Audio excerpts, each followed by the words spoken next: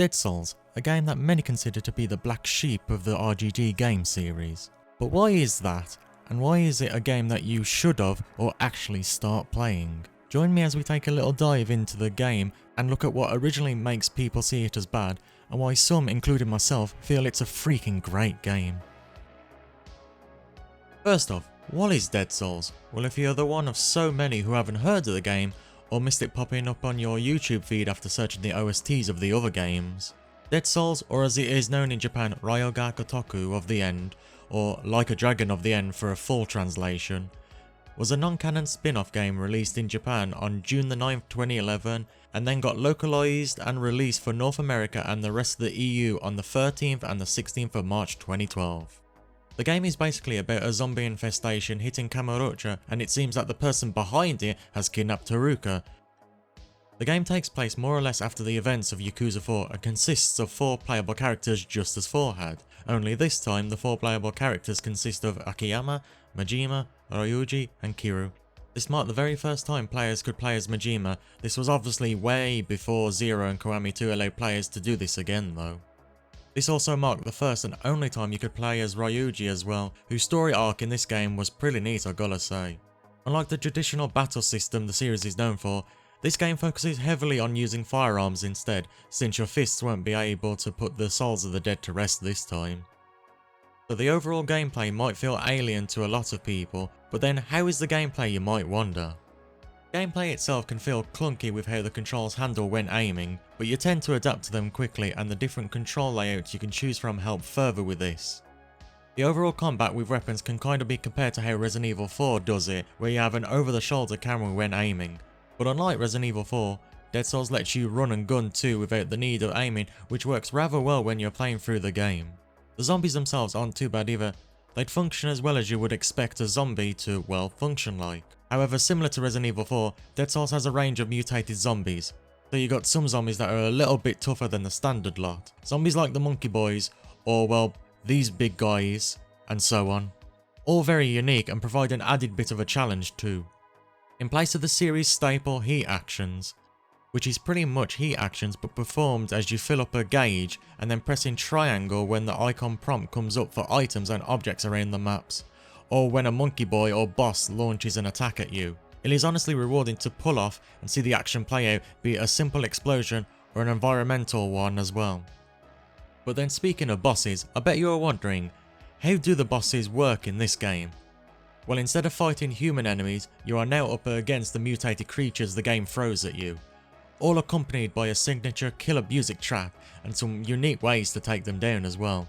My personal favourite is the second boss fight against the rock covered boss, but then again I do love the uniqueness and the different stages you fight these bosses in. Some are more confined and some are more out in the open, so you need to plan accordingly and know the area to try and, well, no damage run this game if you wanted to have the added challenge.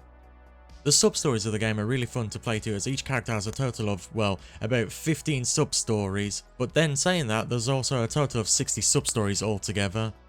And honestly, to me, all of them feel very entertaining as they would in the canon titles, plus there is the subterraneous side content to do as well as being able to have a free mode explore in the infected zones with the addition of having a partner join you, an NPC one I mean, no co-op zombie hunting with a friend here sadly.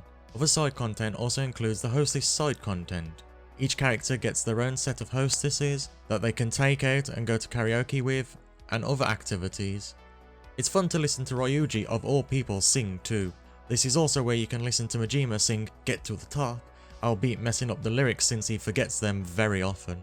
The game also features an Amon boss fight, much like the other entries in the series do as well. You're just going to be shooting a lot more and dodging just as much. Gameplay aside though, the story of the game itself honestly isn't that bad. It still feels very Yakuza themed, and while each character chapter is short, I think everyone gets a decent arc. Majima's chapter in particular is a fun one, and seeing him have those moments of being serious, which really gives you the vibe he also has in Zero eventually. I am also very fond of Ryuji's chapter, and his arc, and how he as a character plays in this game as well. Plus the retcon reason for him still being alive kind of amuses me a little. But at the same time, minus his arm cannon, it could be a thing they could do.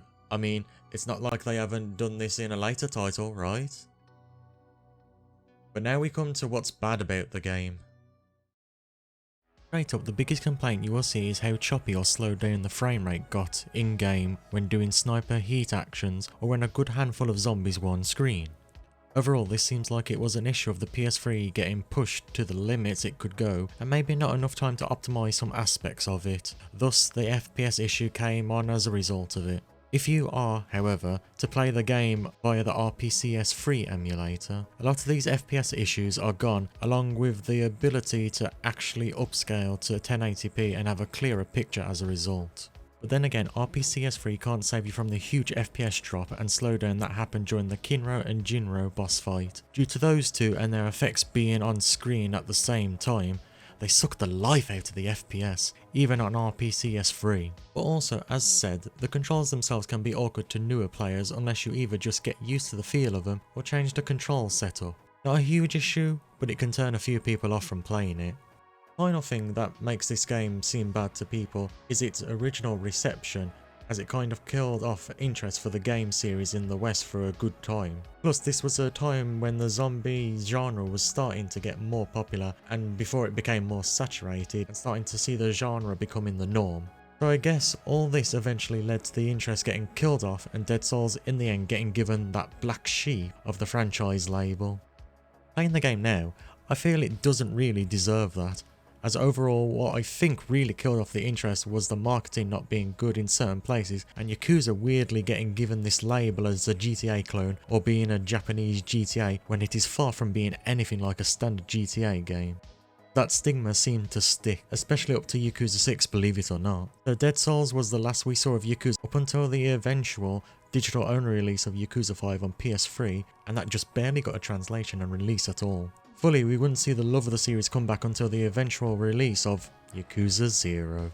Summing up, the takeaway from this would be that despite the issues Dead Souls comes with, it makes up for it with a lot of other amazing stuff in it as well. Be this in the story, the zombie killing, or the fun side content it has.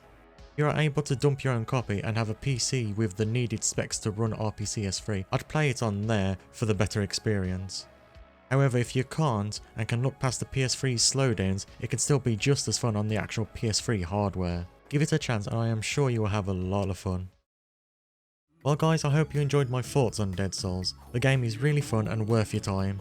So until then, I'll catch you guys in the next video. Stay safe and awesome out there.